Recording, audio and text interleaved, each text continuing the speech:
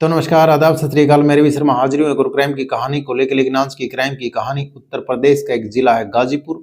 दरअसल इसी गाजीपुर का रहने वाला एक लड़का जिसका नाम होता है छोटू लोधी। अब छोटू लोधी अब वो सऊदी अरब में रहता था, लेकिन अब सऊदी अरब से एक दिन फोन करता है अपने भाई के पास। अब वो बोलता है, मैं सऊदी अरब में रहता हूँ इतनी दूर, लेकिन तुम्हारी जो भाभी है वो अकेली रहती है, उसको कहीं पे घुमा के लेके आओ और जो भी खर्च आएगा मैं दूंगा। उसके बाद उसका भाई कहता है ठीक है, मैं उसको घुमाने के लिए लेके जाता हूँ। उसके बाद वो सारी बातें करता है। उसके बाद वो कहता है कि जो भी खर्च आए खाने पीने का तुम उससे ले लेना।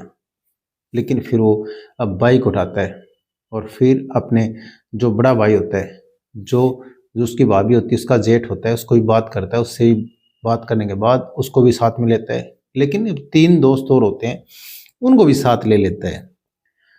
फिर वो जाते हैं और फिर उसकी जो भाभी मायके थी उसके पास पहुंचते हैं।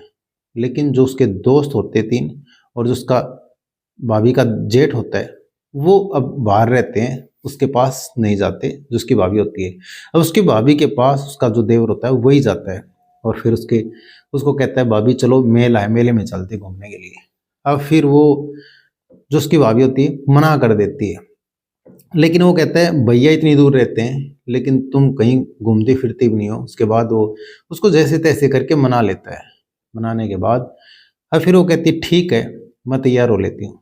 फिर वो तैयार होती है, अब साड़ी पहनती है।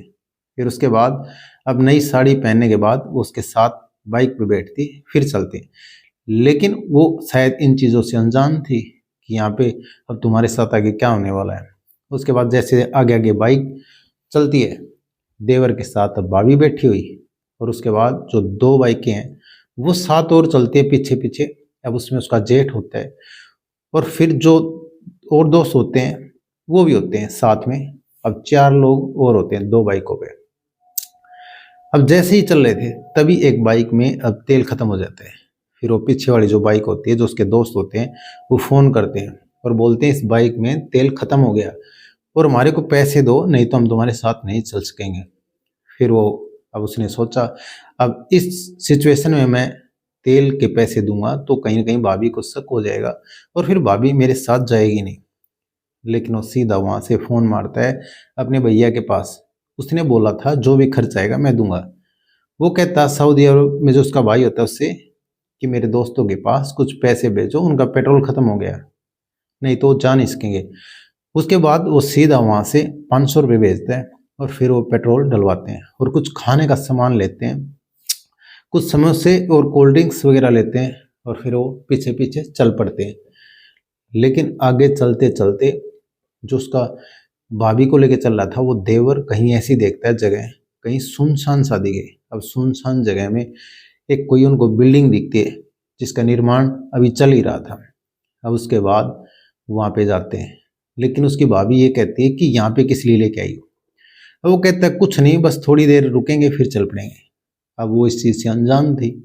लेकिन जैसे ही बाइक रोकता है उसके बाद उसकी भाभी को बाइक से उतारता है और हाथ पकड़ के उसके जो बिल्डिंग होती है उसके अंदर लेके जाता है। अब वो विरोध करती है, मैं इस बिल्डिंग की तरफ नहीं जाऊंगी। लेकिन तभी वो बाइकें और आ जाती है दोनों, और जो उसका जेठ होता है और दोस्त होते हैं वो 5 आदमी उसके हाथ पैर पकड़ के ऊपर ले जाते हैं बिल्डिंग में। लेकिन जैसे ही ऊपर लेके जाते हैं फिर उसके साथ दरिंदगी करते हैं। अब उसके साथ जो उसका देवर है वो रेप करता है और उसका जेठ है वो भी रेप करता है और जो 3 लोग और होते हैं वो भी उसके साथ रेप जैसी घटना को अंजाम देते हैं। लेकिन बारी बारी से जब उनका मन बढ़ जाता है तो उसका जो देवर होता है वो अब ईंट उठाता है और ईंट से उसके सिर पे वार करता है। लेकिन जैसे ही सिर पे वार करता है, एक बार नहीं करता, बारी बारी से 25 बार करता है। अब उसका जो चेहरा है वो सत विसत कर देता ताकि किसी को पहचान में भी ना आए। अब ऐसी हालत करने के बाद फिर उसका मन यही नहीं बढ़ता। अब ये सोचता है कहीं ये जिंदा तो नहीं है। फिर जो उसने जैकेट पहनी थी उसकी जो डोर होती है यहाँ पे उसको निकालता है और फिर उससे उसका गला में डाल करके उसको खींच देता है। उसके बाद फिर वो सोचता है अब शायद ये मर चुकी है। उसके बाद जैसे ये सब सोचता है लेकिन अब भी उसका मन नहीं भरता। अब वो सोचता है शायद अब भी जिंदा हो, उसको जो बिल्डिंग होती है उसके ऊपर लेके गए थे उससे अब नीचे डाल देते हैं, नीचे उसको धक्का दे देते हैं। वो नीचे गिरती है लेकिन वो मर चुकी थी। मर तो पहले ही चुकी थी जब उसको अब वो ईंट से उसको सिर में मारी थी। लेकिन उसके बाद वो नीचे आते हैं और नीचे आने के बाद फिर अब वो उसके जो बदन पे कपड़े होते हैं वो उतार देते हैं और जो साड़ी होती है उसको फेंक देते हैं। अब उसको बिल्कुल नंग अवस्था में कर देते हैं, उसका चेहरा बिगड़ चुका था। लेकिन अब जैसे ही उसको सीवर लाइन होती है, अब उसको सीवरेज लाइन को उठा करके उसमें जो टैंक होता है उसमें उसको डाल देते हैं। लेकिन जैसे ही डालते हैं अब वो बंद कर देते हैं और फिर वहाँ से वो अब ये सोचते हैं कि किसी को भी इस चीज़ का पता नहीं चलेगा। उसके बाद फिर वहाँ से वो सब निकल जाते हैं। अब वहाँ पे जो बिल्डिंग थी अब उसका निर्माण चल रहा था। अब कुछ हफ्ते, एक हफ्ते के लिए अब उसको जो लेंटर की ढलाई करके उसको ऐसे ही छोड़ दिया गया था पकने के लिए। उसके बाद अब वो जो वहाँ पे काम फिर से चलता है। अब जैसे ही वहाँ पे लेबर आते हैं और मिस्त्री आते हैं, वो देखते ही इधर से उधर कि यहाँ पे कोई ना कोई आया था और जैसे ही वो कुछ कोल्ड ड्रिंक्स और ये कुरकुरों के चिप्स के पैकेट ये सब देखते हैं। लेकिन देखते ही देखते अब वो जो जो सिगरेट टैंक होता है उसको हटा करके देखते हैं तो उसमें एक डेड बॉडी दिखती है। अब जैसे ही डेड बॉडी दिखती है तो जिसका मकान था उसके पास, मकान मालिक के पास फ़ोन करते हैं और फ़ोन करके सब सूचना देते हैं कि यहाँ पे तो कोई लाश पड़ी है। अब जैसे ही सूचना मिलती है तो पुलिस को फ़ोन करते हैं, पुलिस आती है। अब पुलिस जांच में जुट जाती है। अब पुलिस देखती है कि जो महिला है इसके बॉडी पे कपड़े नहीं है और जो इसका चेहरा बिल्कुल बिगड़ा हुआ है। उसके बाद वो अपने कब्जे में लेके बॉडी को पोस्टमार्टम के लिए भेज देते हैं। अब जैसे ही पुलिस जांच में जुटती है, बारीकी से जांच करती है। अब ऊपर देखती है वहाँ पे कुरकुरे के कुछ पैकेट मिलते हैं, कोल्ड ड्रिंक्स मिलती है, कुछ वहाँ पे समोसे खाए हुए वो सब खाली प्लेटें मिलती हैं। अब जैसे ये सब देखती है, अब पुलिस को जो पत्थर था जिससे उसने ईंट से उसके सिर पे मारी थी, अब वो भी वहीं मिल जाती है। उसके बाद फिर पता चलता है पुलिस को एक फतेहपुर में एक एफआईआर दर्ज हुई थी गुमशुदगी की। फिर उस शख्स को लेके आते हैं और जो बॉडी होती है वो दिखाते हैं। फिर वो कहता है ये मेरी बेटी है और मैंने गुमशुदगी की रिपोर्ट दर्ज कराई थी, लेकिन पुलिस वाले बोले कि ऐसे हमको पुलिस को परेशान ना करो और आप पहले ये देखो कि किस रिश्तेदारी में हो। उसके बाद जैसे ही ये सब हुआ तो लेकिन कुछ दिन बाद फिर मैंने फिर से रिपोर्ट दर्ज कराई।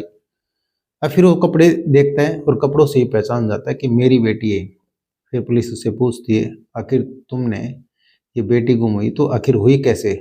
उसके बाद उसका लड़की का पिता बताता है कि इसको इसका देवर लेके गया था मेला दिखाने के लिए और बोल रहा था कि मेले में चलेंगे और घुमाने फिराने के लिए लेके गया था।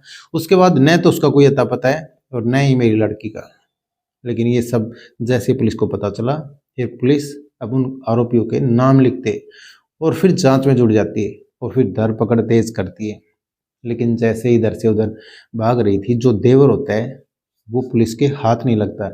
लेकिन अब जो उसका जेठ होता है वो पुलिस के हाथ लग जाता है, उसको पकड़ती है और फिर उससे पूछताछ करती है।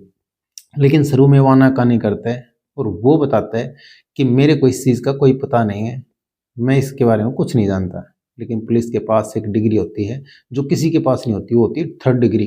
अब जैसे ही उसको 3rd डिग्री मिलती है अब वो फिर तोते की तरह बोलता है। फिर भाभी का जेठ बताता है कि जो उसका पति है सऊदी अरब में रहता था, अब वो कहीं ना कहीं अपनी पत्नी पे शक करता था। अब उसकी पत्नी घर में ही अब जेठ के साथ कहीं ना कहीं गलत थी और आए दिन उसके साथ झगड़ा होता रहता था और मारपीट होती रहती थी। लेकिन अब वो उससे वो कहता था कि इससे बोलो मत, और वो बोलती रहती थी और उसके शायद उसके साथ गलत रिश्ते थे।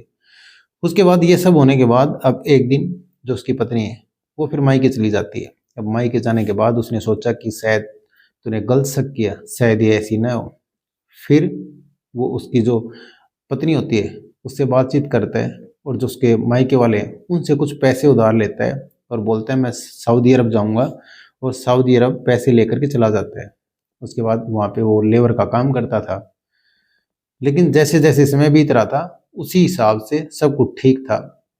अब एक दिन जो महिला है, अब भाभी है, वो फ़ोन करती है और वो बोलती है कि जो भी पैसे तुमने यहाँ से लिए हैं मेरे पापा से, वो फिर पैसे सारे एक एक पाई पाई लुटा दो टाइम से, जो तुमने टाइम दिया है। उसके बाद कहीं ना कहीं वो सोचता है कि जिस हिसाब से एक तो इसके जेठ के साथ गलत रिश्ते हैं और फिर ऊपर से मेरे से इतना खुल के बोलती है, मेरे को बोलने भी नहीं देती। अब कहीं ना कहीं उसके मन में अब ये सब चलने लगा था।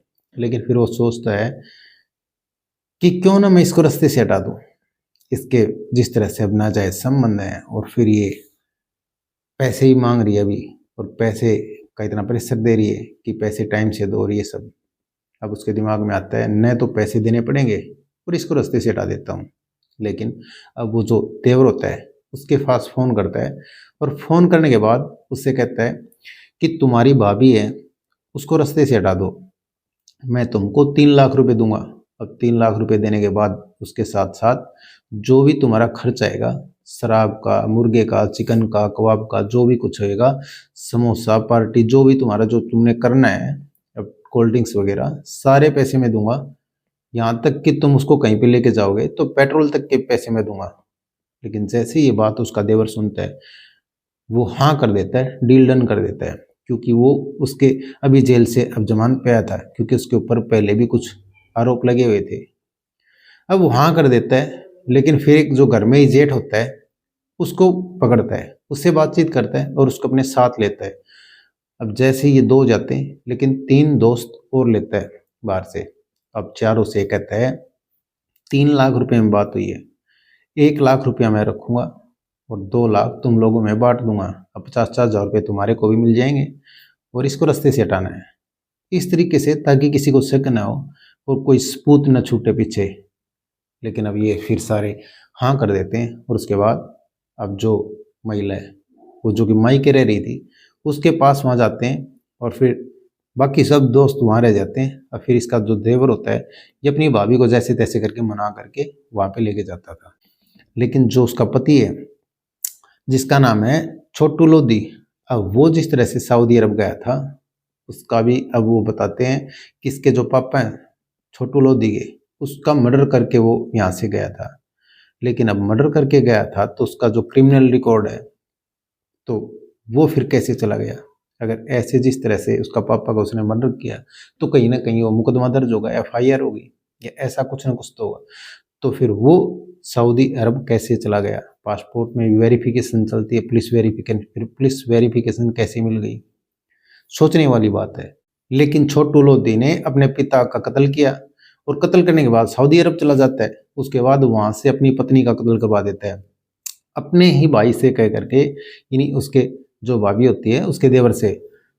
अब बात सोचने वाली है जिस तरह से कत्ल हुआ, लेकिन ये जो देवर है ये चचेरा देवर था, और जो जेठ शामिल था वो भी चचेरा होता है। अब इन्होंने ये सब किया। अब जो ये सब हुआ शायद बहुत ही घिनौना काम, इससे घिनौना काम हो ही नहीं सकता। जिस तरह से उसके ऊपर 25 बार यानी तेज ईंट से अब वार किए, उससे पत्थर से वार किए, और उसके बाद मन ही नहीं भरता, डोर से उसका गला दबाया, अब फिर भी मन नहीं भरता, ऊपर बिल्डिंग से नीचे फेंक दिया। उसके बाद फिर उसको अर्धनंगन कर दिया, और फिर जो उसका टैंक है चिरे टैंक, उसमें उसको डाल के बंद कर दिया। अब कहीं ना कहीं ये मानवता को शर्मसार करता है, ऐसे कोई जानवर के साथ भी नहीं करता, लेकिन ये तो इंसान, और फिर ये सब हैवान। तो जिस तरह से इन्होंने ये सब किया बहुत ही गलत है। लेकिन पुलिस ने अब एक एक करके चारों आरोपियों को पकड़ लिया, लेकिन जो देवर है जिसने कांड किया अब वो कहीं ना कहीं फरार चल रहा है। लेकिन पुलिस उसको भी जल्दी पकड़ लेगी और पांचों को कहीं ना कहीं सख्त से सख्त सजा दिलाएगी। अब जो मुख्य आरोपी है जो इसका महिला का पति था छोटू लोधी, अब वो फिलहाल अब सऊदी अरब में बैठ के ऐश कर रहा है। तो कहानी को सुनाने का मतलब किसी का दिल दुखाना नहीं है, किसी की भावनाओं को ठेस पहुंचाना नहीं। ये कहानी सुनाने का मतलब आप सतर्क रहें, सावधान रहें। तो कैसी लगी आज की कहानी कमेंट सेक्शन में जरूर बता दें। वीडियो को लाइक कर दें, चैनल को सब्सक्राइब कर दें, बेल आइकन को प्रेस कर दें ताकि हर वीडियो का नोटिफिकेशन मिलता रहे। जय हिंद, जय भारत।